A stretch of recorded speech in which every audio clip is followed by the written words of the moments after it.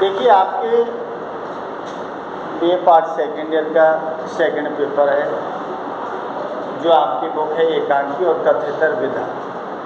3 एकांकी है और 5 आपके कथेतर विधा है। विधा का मतलब है कि विधाएं के अलग अलग रूप हैं, कोई संस्मरण, कोई रेखा चित्र, कोई अलग अलग चित्र हैं, कोई निबंध है अलग, कोई आत्मकथा है। और 3 एकांकी है, जिसमें से अपन एक एकांकी आपके डॉक्टर रामपाल वर्मा की थी, जिसका नाम था उत्सर्ग, उसको अपन पढ़ चुके हैं। ठीक है, वो एक वैज्ञानिक एकांकी के रूप में मानव की मनोवैज्ञानिकता और एक मानव के रागात्मक संबंध जो है उनका, और एक विज्ञान के क्षेत्र में उनका प्रभाव, वो सारी चीज़ें उन्होंने बताई थी। और अब जो है दूसरी आपकी एकांकी तौलिए इनके जीवन परिचय उपेंद्रनाथ अवस्थी जी का अपन पढ़ चुके थे, जिसमें अपन ने क्या किया था 1910 और 1946। इसका मतलब कि उपेंद्रनाथ अवस्थी जी का जन्म 1910 में हुआ है, जालंधर, जो कि पंजाब में पड़ता है, एक ब्राह्मण मध्यम वर्गीय परिवार में हुआ है। और उपेंद्रनाथ जी एक संपादक, एक लेखक, एक उपन्यासकार, एक एकांकीकार के रूप में जाने जाते हैं। दूसरी चीज़, जिस तरह से मुंशी प्रेमचंद है, उसी तरह से यथार्थ की झलक इनकी काव्य में मिलती है। जो पुरानी रूढ़िवादिता है, जो चीज़ है, उनको इन्होंने विरोध किया है। और जो वर्तमान परिवेश में जिस तरह से मानव जीता है, उसकी आंतरिक पीड़ा है, नहीं क्या, और अंतर्द्वंद, उस चीज़ को इसमें दिखाने का प्रयास किया है। तो उसके अलावा जो आपको कल मैंने बताई थी एकांक, तो एकांकी जैसे पर्दा उठाओ पर्दा गिराओ, आपकी तौलिया है, चरवाहे है, लक्ष्मी का स्वागत है, और पापी है, भंवर है, ये इनकी प्रमुख एकांकी थी। ठीक है, भूचाल नामक जैसे पत्रिका का संपादन भी इन्होंने किया है। तो हिंदी के सशक्त जो कहानीकार हैं और एकांकीकार जो हैं, उनमें इनका नाम गिना जाता है। इन्हीं के द्वारा लिखित ये तौलिया है। तौलिया क्या है? एक जिसे सामाजिक क्या है? पारिवारिक। भाई समाज में क्या है? पारिवारिक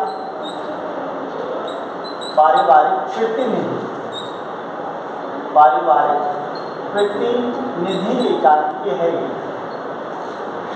पारिवारिक प्रतिनिधि एकांकी है जो समाज से जुड़ी हुई है। अब बात यह है कि समाज से जुड़ी हुई है, तो उसमें किस चीज़ को लेकर आपस में अंतर्द्वंद और मानसिक द्वंद जो चलता है, उस चीज़ को इसमें आधार बनाया है। तौलिए क्या चीज़ है? तौलिया कोई अजनबी चीज़ नहीं है। तौलिया वही है जो आप और हम सब काम लेते हैं, लेकिन एक स्वच्छता जो होती है, आदमी कितना जागरूक रहता है स्वच्छता के प्रति। कुछ आदमी क्या होते हैं, खोखलापन और दिखावटीपन जो है वो दिखाते हैं। तो स्वच्छता, स्पष्टता जो है, उसके तहजीब के नाम पर जो दिखाया है एक परिवार के अंतर्गत, और परिवार के जो सदस्य हैं, उन सदस्यों के अंतर्गत मानसिक तनाव और उनके द्वंद्व को इसमें चित्रण किया गया है। जिस तरह से पात्र के रूप में अपन बात कर रहे थे, तो पात्र के रूप में जो, क्योंकि कोई भी एकांकी हो, बगैर पात्रों के न तो उसकी कथा वस्तु आप लिख सकते हो, न उसकी संवाद स्थिति है उसको दिखा सकते हो, न उसका चरित्र चित्रण कर सकते हो। तो पात्रों का नाम जरूर याद रखना है। तो पात्रों के रूप में कौन है? बसंत है। बसंत क्या है? एक फर्म का मैनेजर, ध्यान रखिए, एक फर्म का मैनेजर है। और मधु कौन है? बसंत की पत्नी है। बसंत की पत्नी है। और एक मंगला है जिसका नाम मंगला, ये कौन है? नौकरानी, नौकरानी है। और सुरो और चिंती, सुरो और चिंती, ये इसकी कॉलेज सहपाठी हैं, दोस्त हैं। कॉलेज सहपाठी है तो दोस्त लिखो, कॉलेज सहपाठी है किसकी? मधु, ध्यान रखना, बसंत के नहीं, मधु की। और वदन है मदन, मदन, मदन है, ये किसका है? बसंत और मधु का बेटा है, बसंत मधु का बेटा है। मदन का कोई रोल नहीं, लेकिन तौलिए को लेकर जो बीच में बात आई है वो तौलिया मदन की है। तो जो मदन की माँ है मधु, वो अपने मतलब मदन के पिताजी को उस तौलिए को काम नहीं लेने देती, इसलिए उसका नाम आया है, बाकी मदन का कोई रोल नहीं।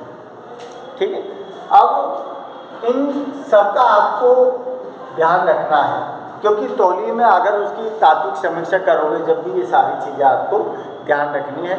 तो उपेंद्रनाथ दास के द्वारा एक सामाजिक पारिवारिक प्रतिनिधि एकांकी है, जिसमें दिखाया क्या है, जिसमें स्वच्छता और जिसमें एक सफाई के प्रति जो एक ही परिवार के बीच रहते हुए दो सदस्यों के बीच मन का जो मन मुटाव है, उनकी जो मानसिक स्थिति है और उनका अंतर्द्वंद जो है वो दिखाने का प्रयास किया है। ऐसा नहीं है कि मधु और बसंत दोनों एक दूसरे को चाहते हैं, प्रेम की शादी की है उन्होंने, लेकिन जिस एरिस्टोक्रेट वातावरण, एक शब्द आया है इसमें, एरिस्टोक्रेट वातावरण में पली हुई है मधु। हो सकता है कि उसके पापा अच्छे पैसे वाले हो, अच्छा वातावरण में रही हो, इसीलिए वो सफाई के प्रति ज़्यादा कायल हो हैं। और सफाई के प्रति सावधान होना भी चाहिए। सफाई से भाई रहेगी, गंदगी नहीं होगी, गंदगी रहेगी तो अनेक तरह की बीमारी होंगी, ये इन चीज़ों को ज़्यादा महत्व देती है। जबकि बसंत एक ग्रामीण परिवेश का रहने वाला आदमी है जो इन सब चीज़ों को नॉर्मली वे में लेता है। उसके लिए एक ही तौलिया कोई ज़रूरी नहीं कि अलग अलग तौलिया हो, उसके लिए सारी तौलिया एक जैसी है, चाहे कोई से और भाई की हो, काम ले ले, मैं ले लूँ, वो ले लो, लेकिन वो किसको मानता है कि शारीरिक क्षमता एंटीबॉडी जिसे अपन कहते हैं, WBC अगर मानव की अच्छी है तो फिर कोई दिक्कत नहीं है, प्रतिरोधक क्षमता मजबूत है, कोई रोग नहीं होगा। लेकिन मधु इस बात को नहीं मानती। मधु के अंदर एक सनक है, एक सनक किस चीज़ की है? सफाई की, स्वच्छता की।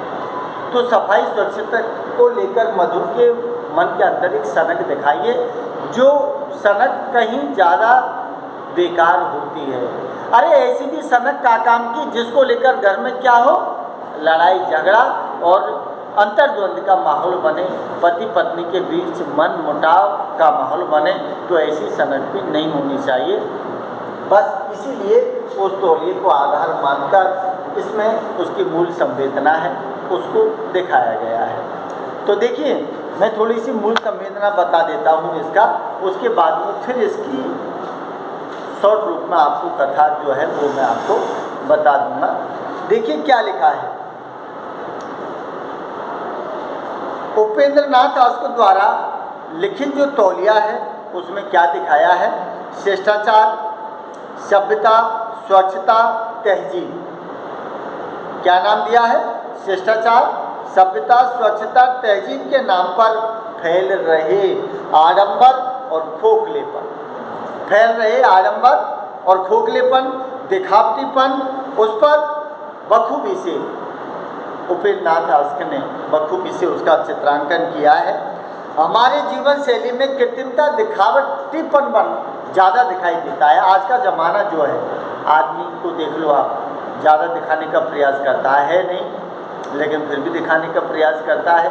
चलो है वो दिखाए तो कोई बात भी नहीं है।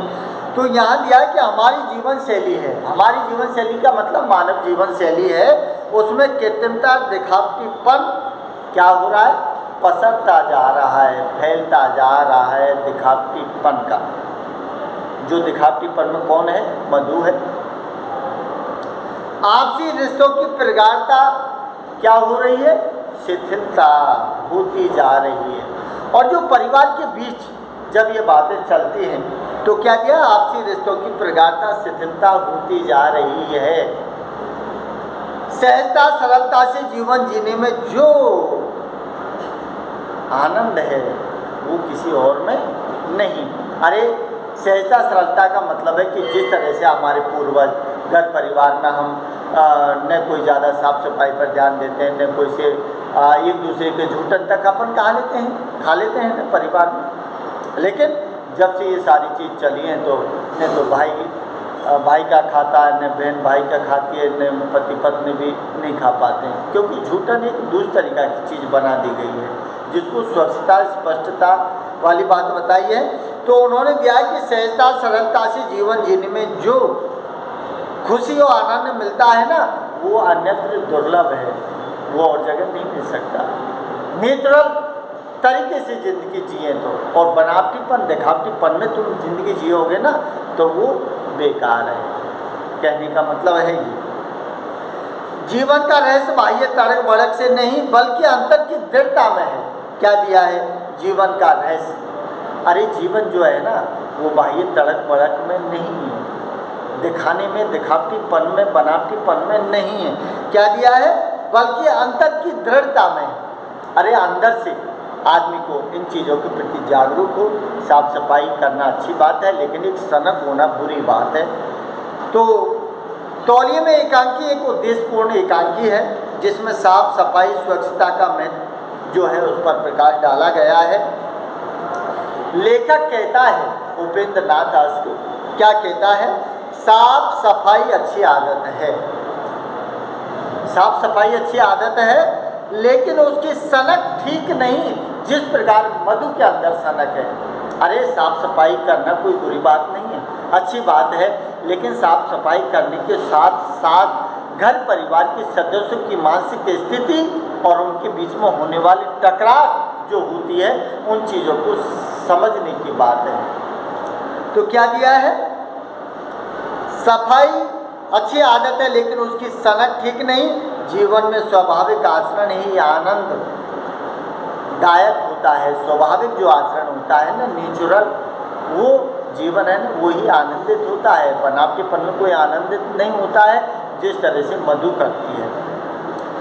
सफाई पर आवश्यकता से अधिक जोर देना ये भी गलत है? अरे कोई आया, मान लीजिए बाहर का कोई व्यक्ति आया है हमारे घर, हमने कहा कि भाई साहब नहीं यार जूते उतार दो, आपने तो कह दिया, आपको तो सिर्फ क्या दिख रही है सफाई, लेकिन दूसरे की भावनाओं की कदर नहीं की आपने, उसको कितना भावनाओं को ठेस पहुँचेगा। ये सारी बात आएंगी इसके अंदर, उसके दोस्तों को लेकर।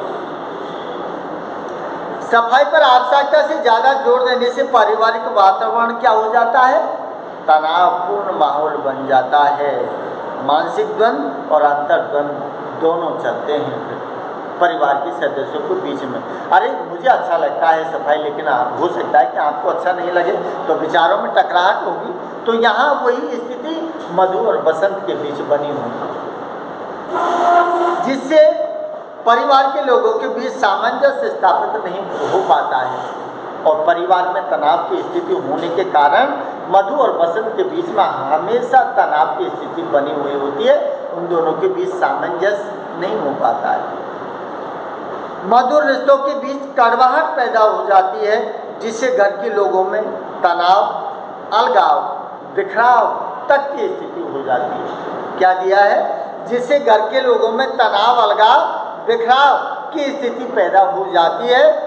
इसलिए सफाई के नाम पर सन की होना ठीक नहीं है। ये इसकी मूल संवेदना में बताने का प्रयास किया है। समझ गए बात? अब कथा क्या है उस कथा को मैं आपको बताऊंगा। तो देखिए, अब दूसरे इसमें तो आपके लेखक परिचय और उसकी मूल संवेदना हो गई, और दूसरे पार्ट में अपन जो कथा है, कथा वस्तु, उसको अपन पेश करते हैं। तो देखिए,